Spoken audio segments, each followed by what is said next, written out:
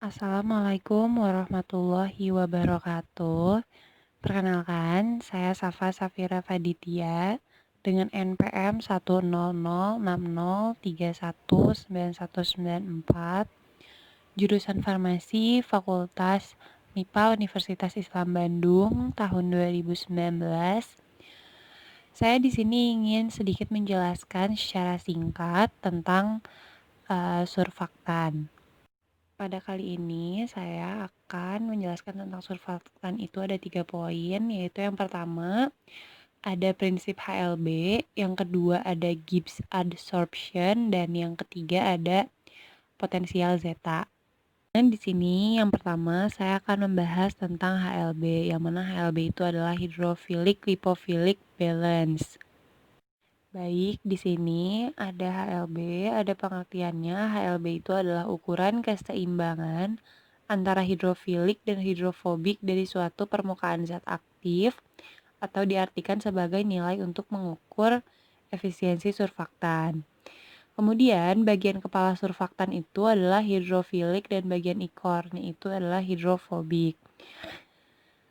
Dapat dilihat pada gambar bahwa surfaktan itu memiliki dua bagian, yaitu ada kepala dan ekor. Kepalanya itu hidrofilik, ekornya itu hidrofobik. Tertera pada gambar.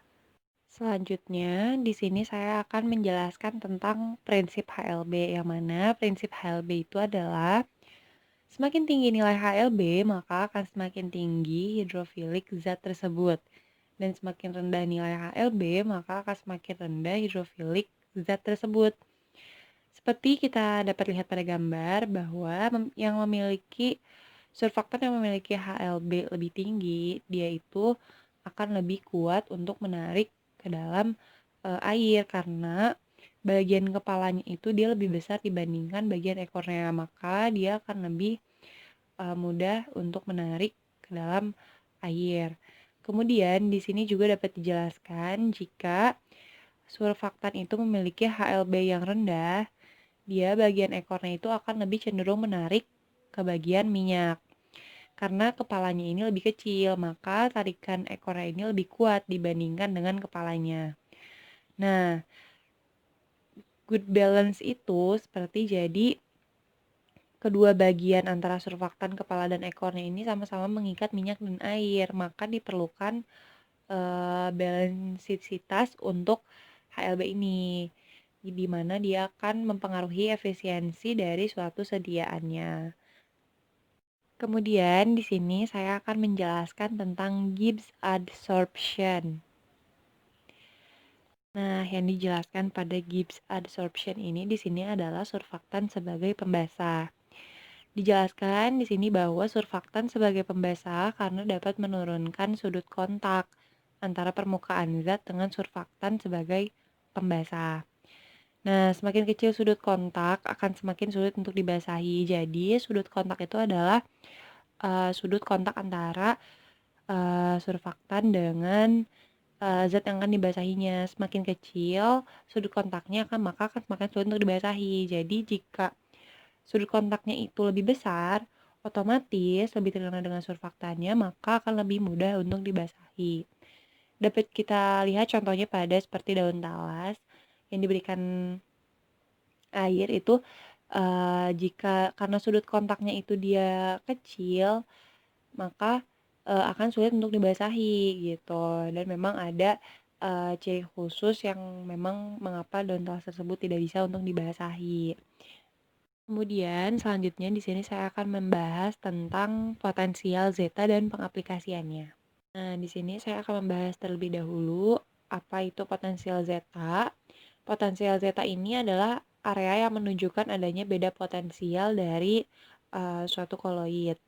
Nah, langsung kepada pengaplikasiannya potensial zeta.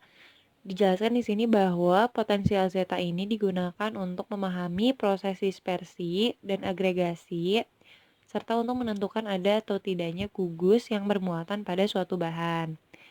Kemudian, apabila potensial zeta ini pada suspensi ini mendekati 0 atau dia kecil nilainya, maka partikelnya ini akan cenderung tarik-menarik dan membentuk agregat yang dapat menyebabkan flokulasi. Nah, jadi pengaplikasian potensial zeta ini diambil untuk suspensi, yang mana jika nanti pada sediaan tersebut didapatkan nilai potensial zeta ini kecil atau mendekati nol, dia ini akan cenderung tarik-menarik itu jadi seperti terjadi adanya pengendapan untuk membentuk agregat atau terpecahnya suspensi tersebut tidak menjadi globul-globul yang sempurna untuk mengikat. Nah, makanya juga dapat terjadinya flokulasi. Maka dari itu, nilai potensial zeta ini sangat berpengaruh untuk suspensi. Sekian dari saya. Mohon maaf apabila ada kesalahan atau salah-salah kata. Terima kasih. Wassalamualaikum warahmatullahi wabarakatuh.